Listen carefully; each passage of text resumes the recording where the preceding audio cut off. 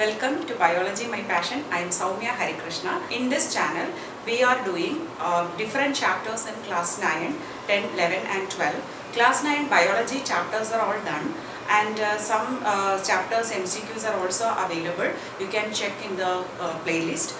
And now we started with the chemistry chapters. First chapter is over. Today we will start the second chapter, is matter around us pure. So matter, we learned that it has got three different states and the states can interchange and how their properties are changing. All these we discussed in the previous chapter. Today we are going to learn about the classification of this matter in this chapter. Basically, when we talk about matter, we can divide them into pure substances and mixtures. When we are talking in colloquial language like pure, or for a layman, pure means what? It's not adulterated. We look for pure ghee, we look for pure honey, everything we want to be pure. But when a scientist is telling pure, it has a different meaning. A pure substance consists of a single type of particles, or we can say a substance. Substance is a pure form of matter. For example, if you see salt. Salt is a substance. Everywhere it has the same type of particles. Or sugar is another substance. Water is another substance. So if I take only sugar molecules or sugar in a spoon, then that is pure. Okay, whether it is adulterated or not, that's a different thing. But for a chemist, it's a pure substance. Or if I take a spoon of salt, it is a pure substance. If I take some water, it's a pure substance. But contaminated water, we cannot say pure in the common term, but in chemistry, if it is H2O, then it is only H2O molecules are there, then it is a pure substance. Okay, so pure substance can be further classified into elements and compounds. We will come to pure substances in the second half of this chapter. But in the beginning, we are talking about mixtures. Mixture, as the name suggests, it is a combination of different things, right? So mixture consists of two or more substances or more than one kind of a pure substance. For example, I talked about sugar as a pure substance, water as a pure substance. If you mix these two together, you will get sugar solution, right? So that is not a pure substance, that's a mixture because it has two components in it. Sugar we added, water is also there, so two different components. The same way, if you add salt, which is a pure substance, with water, which is another pure substance, you get salt water. That is also not a pure substance. Salt water itself is a mixture. Why we are calling it as mixture? Because it has two different components here. Or think about lemonade. You are adding lemon juice, you are adding sugar, or you are adding a pinch of salt also, and you are adding water. So different pure substances are added in that mixture. Okay, so mixture has many components in it, and we can separate these components by physical process. For example, if it is salt water, we know if you evaporate the salt water, you will get salt because water will evaporate and salt will be left out. But sodium chloride as a pure substance, though it has got sodium and chlorine in it, but it is in a definite proportion, they are connected, and it's impossible to separate them by physical processes. Chemical process, okay, we can, but physical processes won't help us to separate pure substances. So in the first part of this lesson, we will discuss the mixtures. They are of different types. One is called a homogeneous mixture and the other one is called a heterogeneous mixture. In your textbook, there is an activity to see different types of mixtures. So first we are taking a test tube with some water, maybe 50 ml of water. To that we are adding 1 spoon of copper sulfate. You know, copper sulfate is a crystal which is blue in color. So on adding copper sulfate and mixing it, we will get a solution with a blue color. Whereas the second one, for example, if it is the A, we can see B. Again we are taking 50 ml of water. To that we are adding 2 spoons of copper sulfate. So again we are going to mix it and we are going to get a solution in which the color is again blue because we have added copper sulfate. But we can see that in this color will be darker compared to this because here we have added more amount of copper sulfate crystal, so it will impart more color to the solution. Now we are mixing copper sulfate crystals with the potassium permanganate.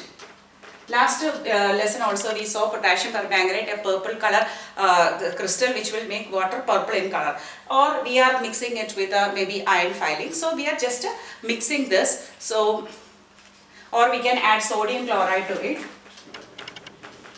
So in this case, we are just physically mixing them and we are getting a mixture of that. So all these are mixtures, because here also I added two pure substances, copper sulfate and water. In these two the same. Here also different pure substances are physically mixed together. But what we notice is, in these two, the solution or the mixture that we get look uniform in composition.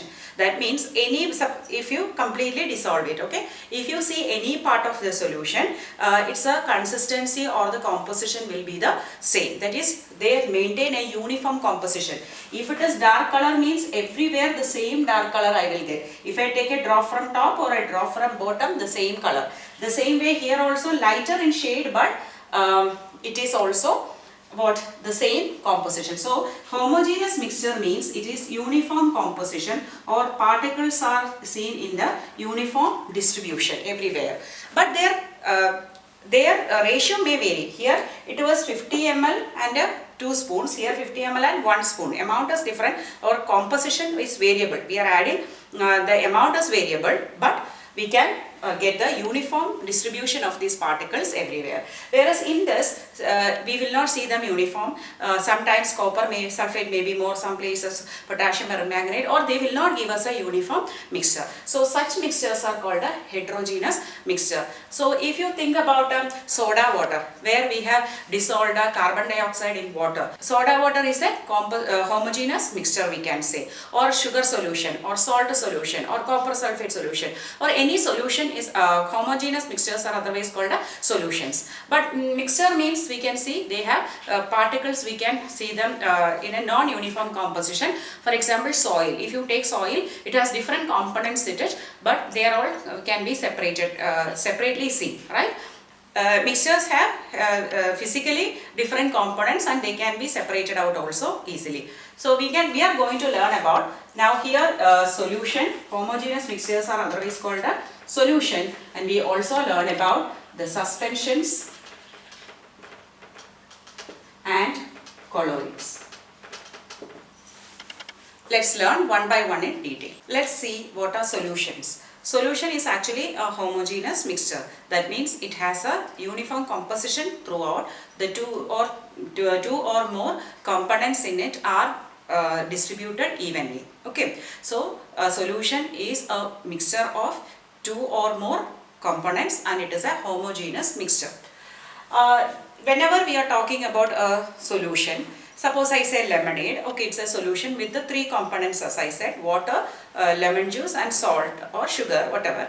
And another one, if you say soda water, you know that carbon dioxide is dissolved in water. So whenever we talk about solution, it comes to our mind that something is added to the solution, but it need not be always the same.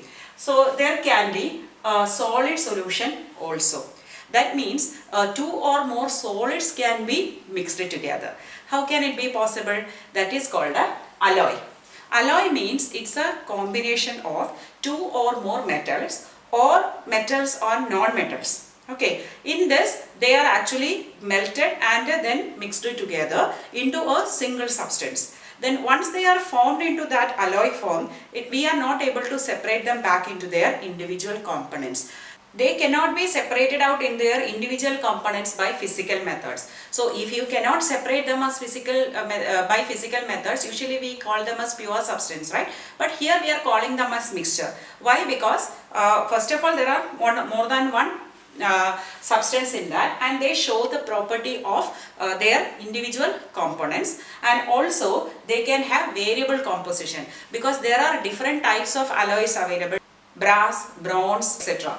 So here brass is actually a combination of 30% of zinc and 70% of copper.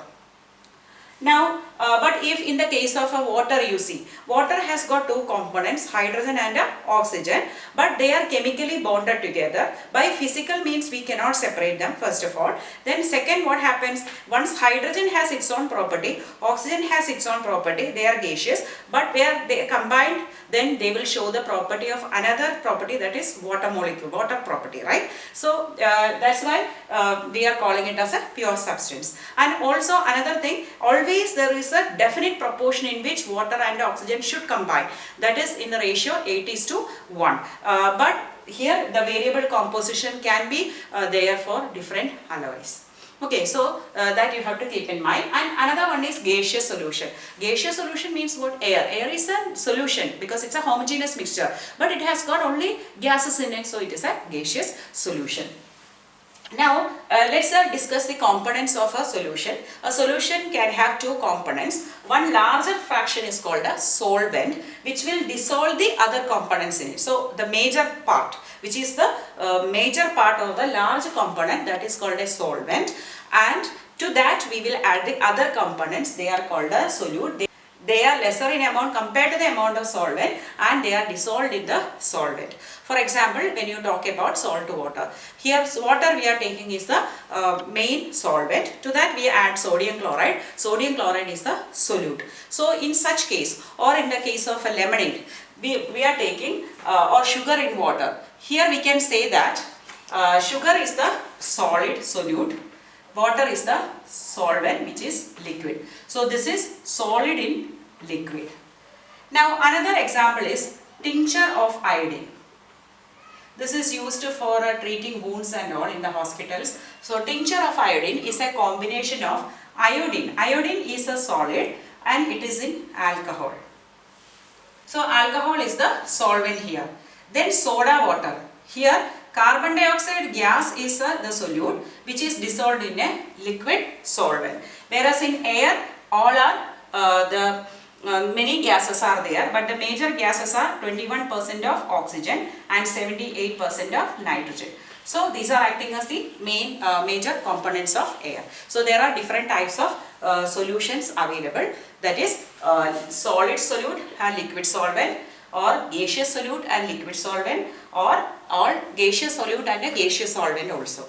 Now we will see the properties of a solution.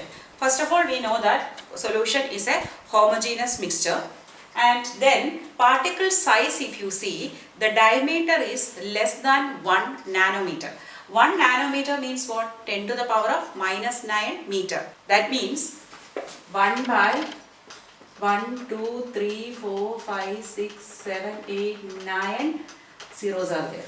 This much fraction of a meter is the size of a, or less than that is the size of the particle size of our homogeneous mixture. So since the particle size is very small, even if you pass light through this light will go over it, it will not get scattered, because only particles with a size more than 1 nanometer can scatter the light. Scatter means what? It spread out the light. But here it does not affect the path of light. So as a result, we will not be able to see the path of light. If you want to see the path of light, the light has to scatter. Okay. So for solution, if you pass the light, we will not be able to see the path of light through it. Then next is if you filter it, suppose you take a filter paper and filter the salt solution or a sugar solution, the entire solution will come down. We will not get salt or a sugar on top and water down. It's not possible to filter or separate it by filtration or physical process. Then solute does not settle down. Even if I keep it for 2-3 days, I will not find the solute is settling down. That means if sugar is the solute or salt is the solute, we don't see them settling down because it is homogeneously distributed, and so we can call this solution as stable. Okay, but we learned that the composition of the solute to the solvent can be varied. For example, in the previous test or activity we saw 50 ml water we took in 2 test tubes. In one added 1 spoon of copper sulfate, the other one we added 2 spoons of copper sulfate. Maybe at another one I can add 5 spoons of copper sulfate also. So depending upon that, the concentration will increase. So here we use certain terminologies like dilute and concentrated or saturated. So dilute means very less amount of solute is there, and concentrated means more amount of solute is there. But we don't have a clear amount that this much is the dilute, this much is the concentrated. It is rather relative terms with respect to one. Suppose if you take that 1 spoon of copper sulfate and 2 spoons of copper sulfate, we know that where we added 1 spoon it is dilute compared to the second one which is concentrated, right? Or it is more concentrated than the first one, or the first one is more dilute than the second one. Or you take 2 glasses of water, equal amount of water. In one you add only 1 spoon of sugar, in the other one you add 5 spoons of sugar and stir it, you will find that one is a thick solution of sugar, the other one is a thin solution, right? So that first one with only 1 spoon we can call it as dilute, whereas the second one is a concentrated. So you should have two to compare, which is dilute, which is concentrated. But when it comes to concentrated solution, we can add different solutes, but the way in which or the amount getting dissolved may vary. For example, you take 100 ml of water, add solute to it, stir it. You know that the solute will dissolve, or that means sugar or a salt or barium chloride. Then again you add, stir, it will dissolve. Again you add, stir, it will dissolve. But after some time it will come to a stage, in spite of stirring, little bit will be there at the bottom, which is not able to dissolve in it. So such a solution where it has dissolved its maximum capacity of solutes, no more space for the solute particles, then we call it as concentrated or saturated concentrated solution. That means no more solute can be dissolved in it. Maximum reach, now I cannot take more solute with me. That stage is called what? The saturated solution. But even though it is telling no, we are pushing it to take more. How? We have to increase the temperature. If you increase the temperature 5 degrees Celsius, and then you can see whatever you added also will dissolve, and we are making more space. You know that when you are heating, the particles of matter will separate out, so more space is available. There we can dissolve little more, but that also has a limit. After that it will not dissolve. Okay, so increasing temperature we can increase the amount of solute that we can dissolve in a particular solvent.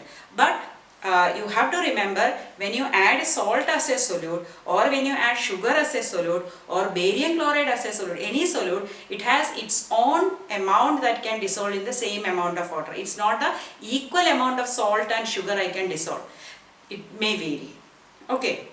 So I am making a saturated solution where I cannot add more solute at a particular time, normal time, not heating. Before that, saturated, when I am adding, it comes to a stage where I cannot add more than this because little bit is left out, it cannot. So how that is called the amount of solute that can be dissolved in a solution at a particular temperature, or saturate, to make it saturated, is called a solubility. So how much solute I added so that it could dissolve maximum, that is the solubility of that solution. So we can say solubility of different solvent and different solutes vary. So if it has not reached its saturation level, still more can be added, then those solutions are called what? Unsaturated solutions. So completely dissolved, I cannot take any more, that condition is saturated, but still space is there, okay, more can be accommodated, that is called an unsaturated condition. Concentration means we are adding more and more solute, means concentration increases. That means the amount of solute that we are adding to a given mass or volume of the solvent can be considered as the concentration. So to calculate concentration of a solution, we have to divide amount of solute. Suppose I am adding 10 gram of solute divided by amount of solution, total solution, or I can take amount of solute divided by amount of the solvent I took separately. Okay, so both the ways we can find out the concentration. So there are different ways in which we can find out this amount. It can be in terms of mass or volume, or many ways, but we are here seeing two things. One is by means of mass, other by volume. So first is, both are taken in terms of mass. We are finding out the percentage of concentration. So what is the mass of the solute taken divided by the mass of the solution into 100, because we are considering percentage. Percentage means into 100. The same way, if we are considering the volume, we are taking by volume, the volume of solute taken divided by the volume of the solution, again into 100 to get the percentage. So both the ways you can calculate the concentration or express the concentration. To see in the question what is given. So here there is a small example in your textbook. 40 grams of sugar is dissolved in 320 grams of water. So here they are asking us to find out mass by mass percentage. So both are given in mass. So solute is 40 grams, so mass of solute is 40 divided by mass of solution. We cannot write 320 there because 320 is the gram of water is taken. So water is only solvent, both together only solution. So we have to add 320 and 40, 360 into 100 to find out the percentage, so that we will get the answer 11.1. So make sure that if solvent is given, you have to add with the solute to find out the solution.